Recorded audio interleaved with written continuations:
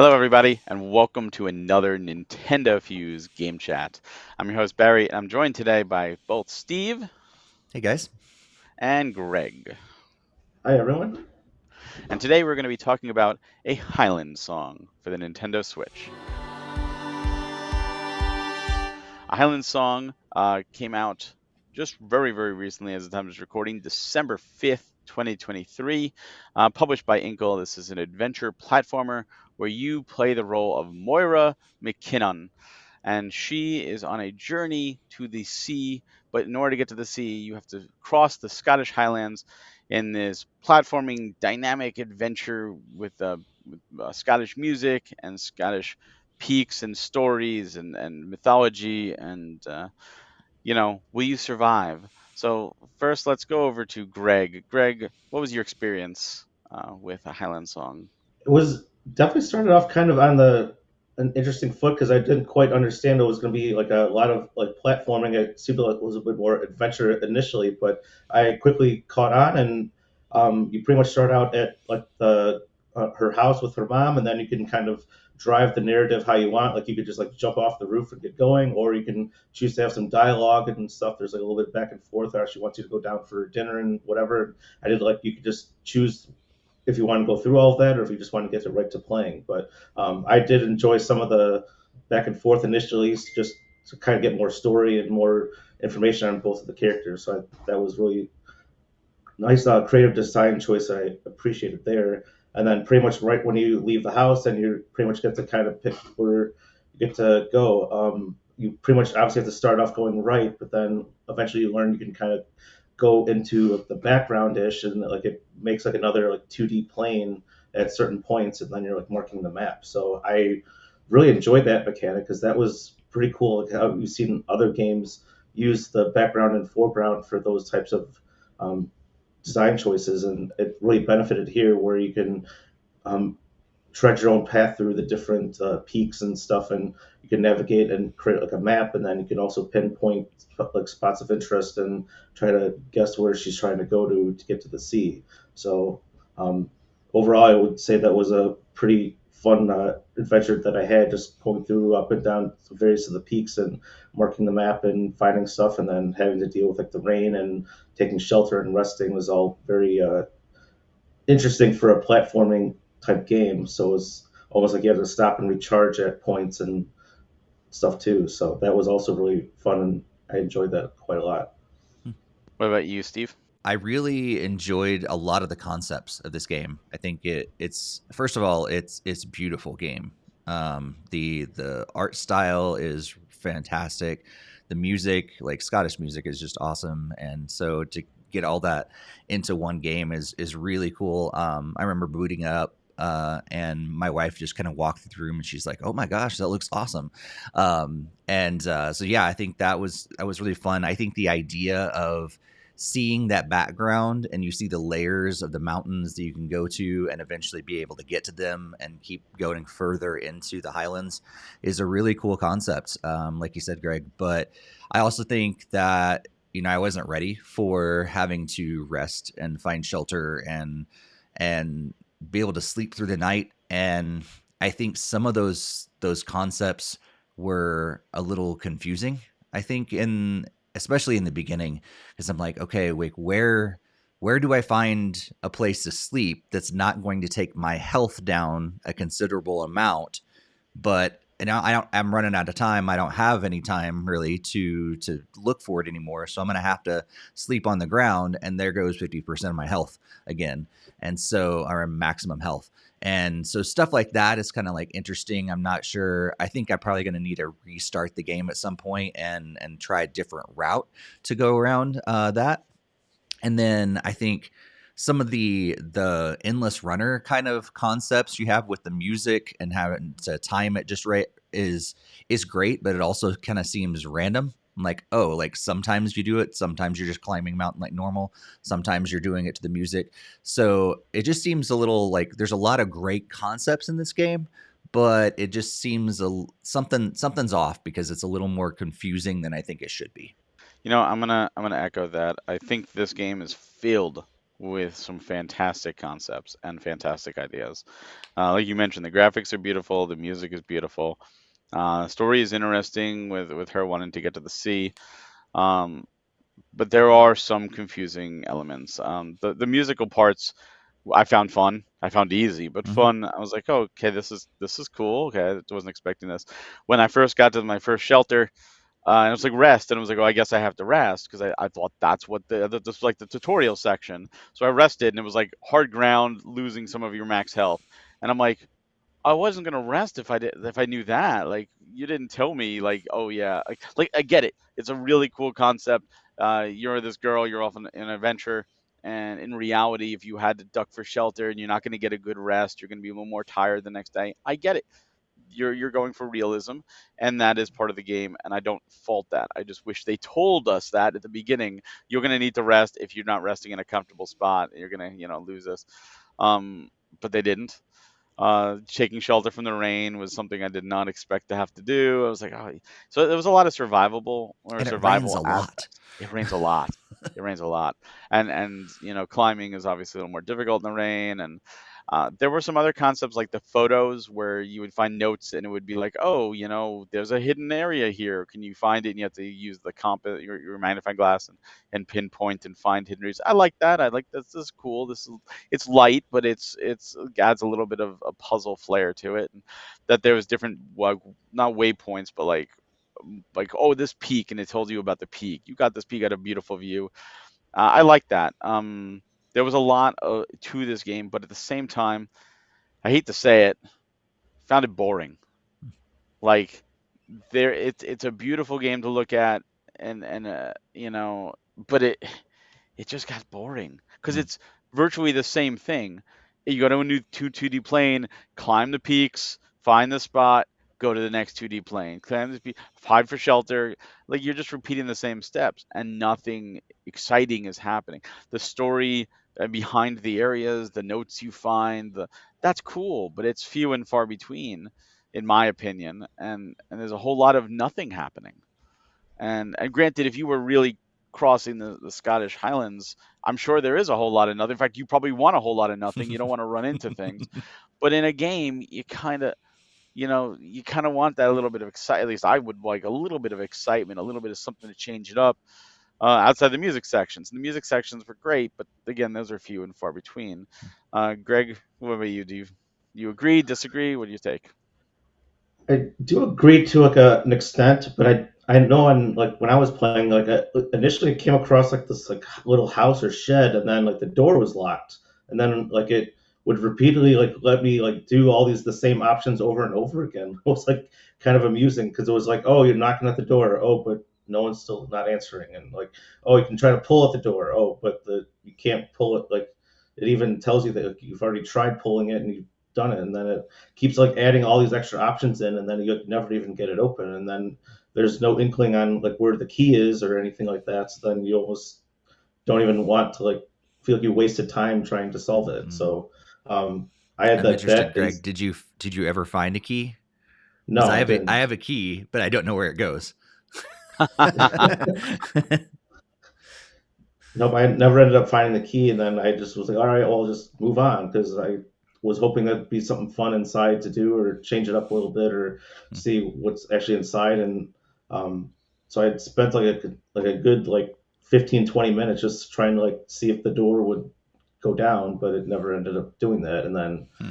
but pretty much that was like the only unique thing that really happened. Otherwise, it was just like as Barry said, he would just be going along like, oh, all of a sudden like, oh, now you're doing the music section, okay, and then like that just like flies by and like almost somewhat randomly placed, and then you like get your next peak, and then you move on to the next area, and then it's just like kind of rinse and repeat with not a lot of the interactive elements like these other houses and sheds that you can Hmm. see. I mean, I don't know if I've just been going different route than intended or whatever, if I just didn't go in different directions. But um, yeah, pretty much it was just like a lot of the same stuff. Just like okay, you get to the peak, make a new map, and then pinpoint the next spot you want to go, and then like you work your way that way. And a lot of it is did get kind of boring after like a longer extended playthrough, and it might be better for it just to be in shorter bursts as opposed to just trying to power through it like an hour at a time or whatever. Hmm. Yeah. Yeah, I Do you feel agree? like as you're talking, I feel like what we're experiencing with this game, I think is what they've intended to do is two almost competing thoughts. Because I think what you're supposed to do is find the quickest route there. And so some of these are going to be more difficult. Like I think the route that I chose first was a more difficult one because there was no way to I couldn't find shelter. So I kept getting less and less max health. So I was never able to build that back up because once you stay in a shelter, you're able to get a good night's rest and your max health goes back up. But I didn't find that until later after I already died. And so like that I think once you find the best way there to get there for what's I forget what this is called, like bell fade or something like that, is like your goal. You're supposed to get there in like 5 days or something like that, to your uncle. And so I think you're supposed to find the quickest way there. But at the same time, the competing thought is that there's this storyline, and to understand your relationship with your uncle and to understand the history of the Scottish Highlands and all this different stuff that's and the storms and all this stuff that's slowing you down, and you want to absorb that. But at the same time, I think it's almost like a game that's basically built to eventually speed run to find the quickest way there and get there as fast as you can. And so it's like I want to soak up and enjoy this game and all that it has to offer about the history, but at the same time, I'm supposed to get there as quick as I can. And maybe that's what it's supposed to be doing. But it almost kind of seems like competing thoughts to me. Yeah, I think it goes against what we normally do with video games, right? We often look, especially in adventure, let's explore, let's go see, and of course you have that timetable, working against you, and it's like, oh, it's 11 o'clock, like because you see like the clock, like, oh, 11 o'clock, I still have time to go explore, and suddenly it's like it starts raining, and like we're shelter, and you start panicking, and it very much emulates what it would be like in reality, which is very, very cool. Mm-hmm. The problem is a lot of people want to play video games where they don't have to worry about eating, or they don't have to worry about sleeping, where they don't have to worry about stamina, where they can just hold the analog stick up and run indefinitely because it's a video game, and it's an escapism of real life. And that's not a knock on this game. I think you just need to be on the mindset. You have to be on the mindset like this is a more realistic adventure, and that's where they're going with it. But there are things off the beaten path to explore and see, and you have to weigh, is it worth your time? do Yep. you do you have time to do it? Just like in reality, Mm-hmm. I have a appointment at 5 o'clock and it's 3:50 right now, but can I swing by that store and see if they have whatever I want in time and get home with traffic? And should I take the chances? Should I just go to my appointment? And you know it's kind of like that, the video game, in a sense. Especially if you find shelter, keep that in mind. But then you may have to backtrack to get back to shelter, depending on the weather. So I like that three-dimensional thought of it. Like I said, just if you're not in the right mindset and you just want something more, I think the game is boring. And I hate to say that because it's beautiful, and there's so many great concepts. But maybe when I played it, I was not in that mindset because I found the game boring. Maybe. Yeah.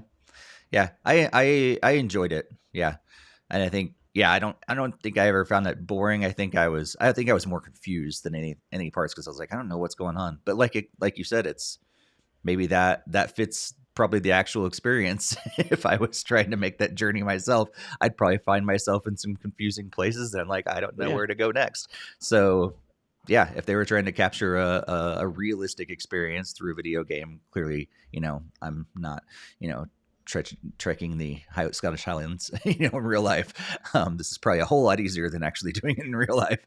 But yeah, I think that sort of thing, I think is interesting, and I think unfortunately my biggest knock against the game really is that I think they maybe tried to shoehorn in the music elements because the mm, music is great. Scottish music is great, but randomly you break into this run and are doing the time jumps and everything like that. And seems like you don't get tired during those times, but other times you run for like, 30, 40 yards, and all of a sudden you're like winded and you gotta, go for a break. But during those music times, the music just, I guess, energizes you and you're able to like run up a mountain. So yeah, that kind of seems to be a little shoehorned in, but overall I had a really good experience with the game.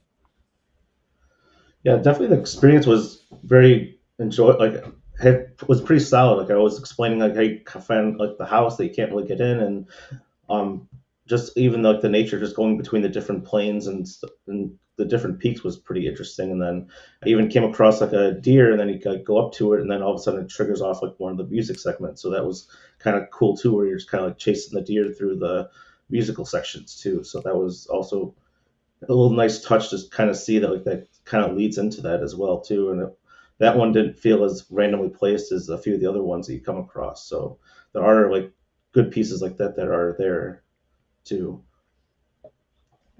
But yeah, the main thing with the shelter stuff was not really thoroughly explained, and then all of a sudden, like you're like scrambling to find it, and then like, oh, this shelter, this like it's below a tree, it should be pretty good, and then all of a sudden, like, oh, this is not ideal, so you're gonna wake up with less maximum stamina, and like, Mm-hmm. that's you should have told me more about like how to locate ideal places of rest before you just throw yourself out there and have to like figure it out all like in a pinch, like you guys were just describing. Yeah. So I will say that if you go into the option, like the settings and the options, there are some ways to make the game a little bit easier as well. I was poking around there, and you can turn off weather effects that don't affect you as badly, and a couple other things that are in there as well. And so, if you want to make it a little more enjoyable for yourself and not have to really frantically, experience all that, that's another way of doing that is to poke around the settings of the game too.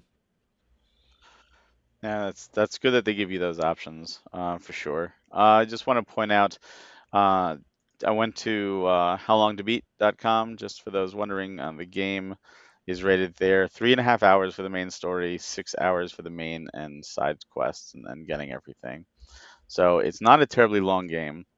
And I think it's designed that way on purpose. I almost feel like the lack of tutorial is so that like you're almost doomed to fail your first time. They set you up for failure so that you go, all right, well, this time I'm gonna do it, and you go back in, and I do feel it's designed for multiple playthroughs to try different routes and see different things. If you really get into it, and that's just it, you have to really get into that mindset. And the game itself is right now on the eShop. It is 17.99. It's not on sale as of this recording, so 17.99. And I just want to do some final thoughts and whether or not you think it's worth it. Steve, let's start with you. 17.99. Would you buy? Would you wait for a sale? Would you pass? Final thoughts on the game. I think, I mean, if it's kind of an adventure, and you get excited about this style of game, I think 17.99 is not a bad price. Um, it may seem not like you're not getting a ton of gameplay, because some games that cost $18, like you may get more hours, like you said, of a game. But if you think about the fact that like you can go back and play this game over and over to try to get the faster route and all that stuff, I think there's enough there if you're willing to sit down and get into a game like this. And so I would recommend it at that. But definitely if you're on the fence, like it's bound to go on sale at some point. But 17.99 is not a bad price at all, and so I'd recommend it. And what about you, Greg?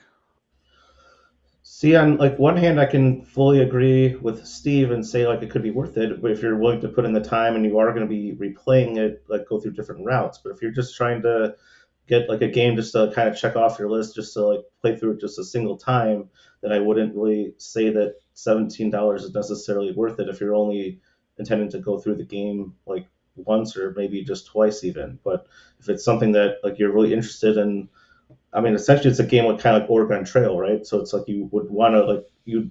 It's meant to have several playthroughs, and each one is could be different on the path that you make. So if you are going to be putting in like the effort, then yes, it is absolutely worth it. But if you're going to be someone that just wants to play through a game a single time, then I would probably wait for a sale at that point. But so I can understand both perspectives of like this in terms of price and is it worth it.